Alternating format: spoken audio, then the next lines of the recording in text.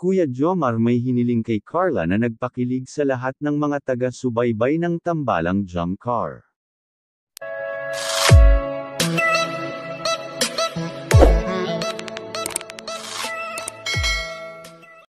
Ang kwentong pag-uusapan natin ngayong araw ay patungkol sa nakaraang Part 30 ng Jomcar serye na kung saan ay may request si Kuya Jomar kay Carla na kung pwede siyang tawagin baby ko habang sinusubuan siya ng binata ng barbecue na parang kitang-kita po natin na grabeng paglalambing ni Kuya Jomar sa dalaga para mapagbigyan po ito sa kanyang hiling at sa huli pumayag din ang dalaga sa hiling ng binata. At sa part na yun alam ko po na lahat tayo ay kinilig sa kaswitan ng ating idolo.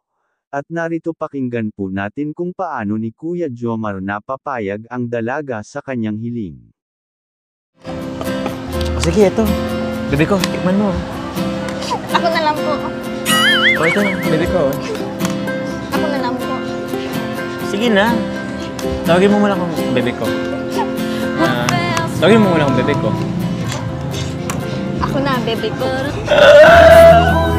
O mga calling up, kinilig rin ba kayo sa kwento natin ngayong araw?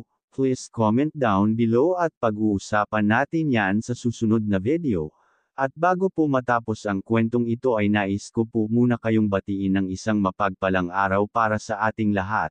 At kung bago lang po kayo sa aking channel ay hiling ko po sana na huwag niyong kalimutan mag-like at mag-subscribe. Salamat po. And also don't forget to subscribe Calling Up Rob, Kuya Jomar Vlogs at ang ama ng Calling Up Val Santos Matubang.